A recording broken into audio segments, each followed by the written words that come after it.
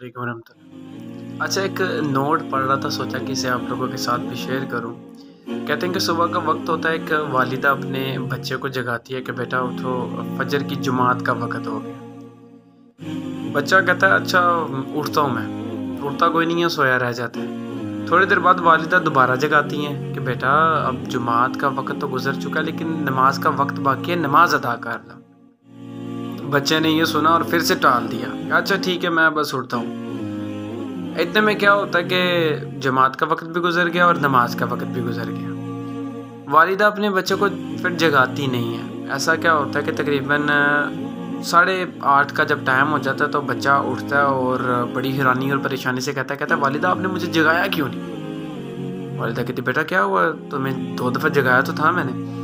कहते नहीं वालिदा आज मेरा इम्तहान था और मैंने तो जल्दी पहुंचना है और आपने मुझे जगाया ही नहीं है। तो वालिदा आगे से कहती है बेटा अगर तुम्हें अपनी आखिरत के इम्तहान की परवाह नहीं थी ना, तो मुझे फिर तुम्हारे इस दुनिया के इम्तहान की कोई परवाह नहीं। सुनकर बड़ा एक इंटरेस्टिंग मुझे एक किस्सा लगा कि यार वाकई कितनी खूबसूरत वालिदा हो एक शख्स की, अखलाकी तौर पर कितनी खूबसूरत वालिदा हैं कि जो अपने बच्चे को ये सिखा रही हैं कि बेटा अगर तुम्हें आखिरत के इम्तहान की परवाह नहीं है तो दुनिया के इम्तहान की परवाह भी फिर हमें नहीं है तुम्हारे उसकी।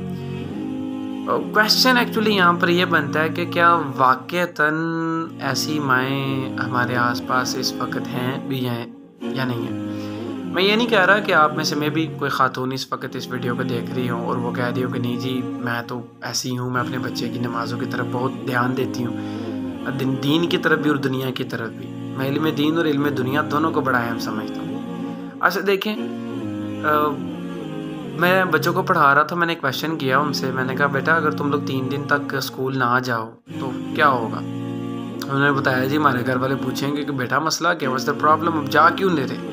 तो मैंने कहा यार अगर तुम्हें 3 दिन हो गए हैं या 3 हफ्ते हो गए हैं तुमने फजर की नमाज नहीं पढ़ी, तो कितने बच्चे ऐसे हैं कि उनकी वालिदा बड़ा कड़ा उनसे सवाल करेगी। रिज़ल्ट 0 नहीं था, मगर माइनॉरिटी ऐसी थी बच्चों की जो कह रहे थे कि जी हमसे पूछा जाएगा। मेजॉरिटी ऐसे थे कि नहीं जी हमसे नहीं पूछा जाएगा। तो ये बात है जो मैं किस्सा सुना रहा था, सुनकर तो मुझे बड़ा अच्छा लगा, लेकिन क्वेश्चन ये है कि आखिर कितनी माएँ हैं हमारे इर्द गिर्द और कितने बाप हैं हमारे इर्द गिर्द और कितने भाई हैं हमारे इर्द गिर्द जो अपने जो रेलेवेंट है उनसे उनके मुतल्लिक वो ख्याल करते हैं कि उनकी दुनिया भी बेहतर और उनकी आखिरत भी बेहतर।